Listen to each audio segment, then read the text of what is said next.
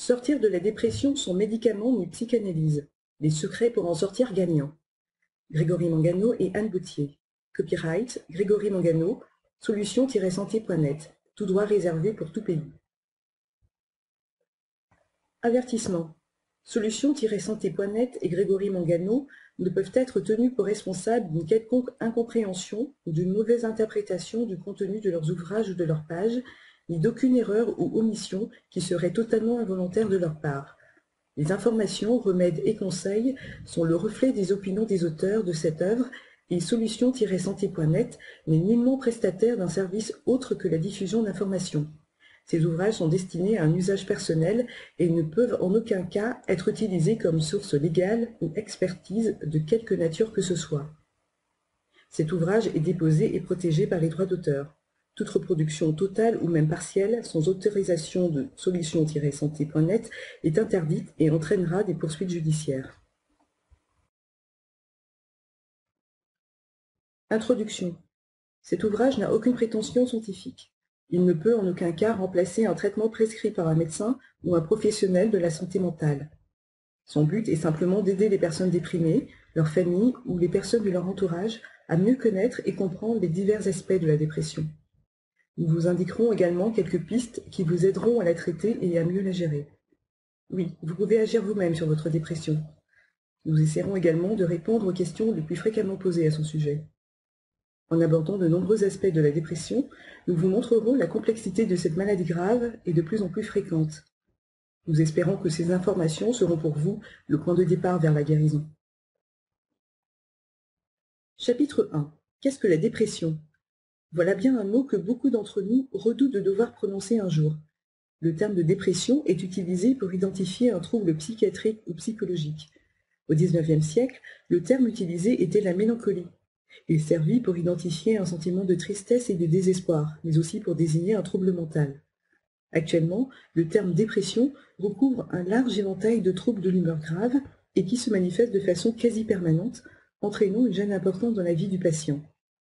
En philosophie et en littérature, on utilise généralement le terme de mélancolie comme équivalent à la dépression existentielle. La dépression touche chaque année des millions de personnes.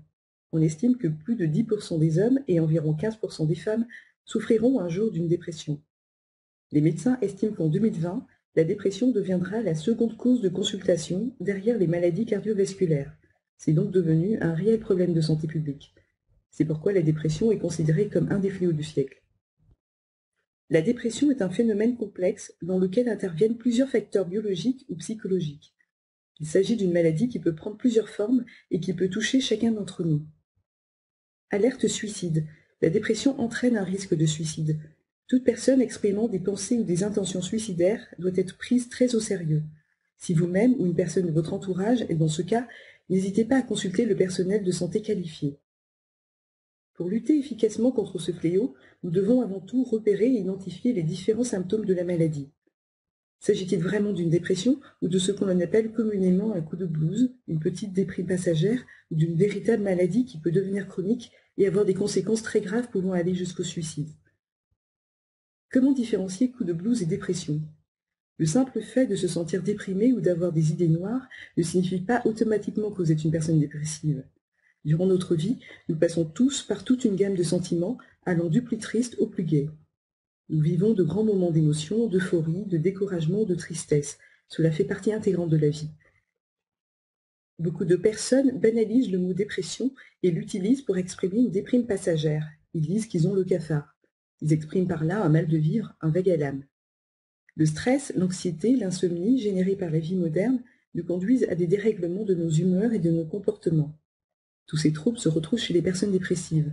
Cependant, cela ne doit pas être confondu avec la véritable dépression. On ne parle de maladie que lorsque certains facteurs sont réunis. Il faut que les perturbations d'humeur soient bien caractérisées, nombreuses et fréquentes.